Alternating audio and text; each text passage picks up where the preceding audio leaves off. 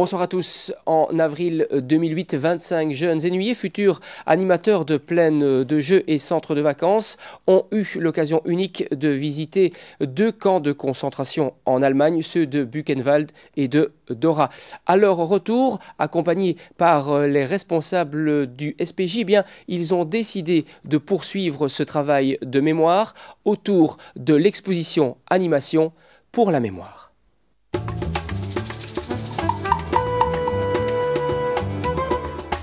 Pour la mémoire, c'est le thème d'une exposition animation organisée par le service provincial de la jeunesse à destination des élèves de 6e secondaire.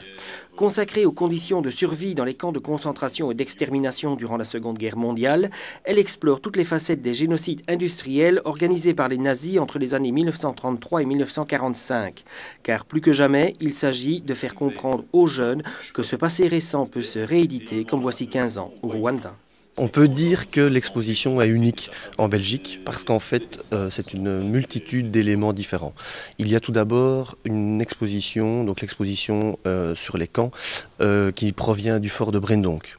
Ensuite nous avons des vitrines avec des objets sur la résistance qui provient du musée d'histoire militaire de Mons. Nous avons des affiches d'époque qui proviennent du Mondaneum à Mons.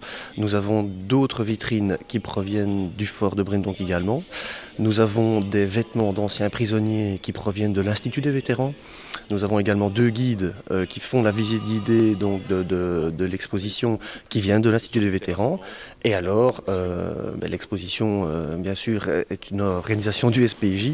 Donc le SPJ a créé une animation également. Donc c'est un tiers de l'exposition est consacré à la reconstitution d'un tribunal pour expliquer le symbole et comment les gens étaient jugés et le destin de certaines personnes. Si généralement les élèves sont déjà sensibilisés, il n'en demeure pas moins qu'ici, ils peuvent toucher du doigt les véritables conditions de ce génocide. En tant qu'élève de 6e année, on voit la Deuxième Guerre mondiale depuis la 5e, on voit la suite en 6e, donc ça a renforcé un peu nos connaissances. On fait souvent un amalgame entre les camps de concentration et les camps d'extermination, alors que ce sont 2 choses bien différentes. Les camps d'extermination étaient des camps uniquement à caractère racial, et les camps de concentration, c'est plus tout ce qui est triangle rouge, etc. Et c'est pour la mort par le travail, par l'épuisement, la faim, etc. Avec les photos et surtout avec l'animation, ça a vraiment bien montré l'ampleur des choses et des événements.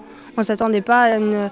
Historiquement parlant, on connaît les dates, on connaît les chiffres, tout ça, mais le fait qu'on ait pu vivre comme ça quelque chose, c'était plutôt enrichissant. Au-delà de l'exposition, c'est sans doute l'évocation de la manière dont se passaient les procès qui touche le plus les participants.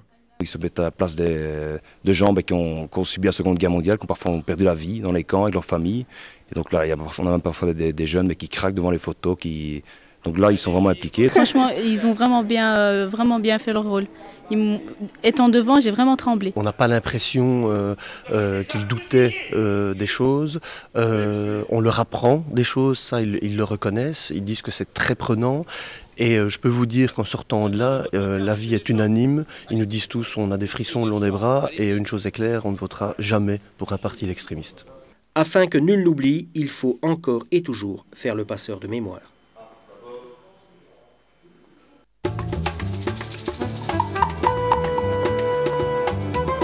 J'espère que vous êtes tous prêts à lever l'ancre car la semaine prochaine, la province de Hainaut vous invite à la 2e édition du Printemps des bibliothèques qui a pour thème cette année Voyage avec un grand S. Alors préparez vite vos valises et à la semaine prochaine.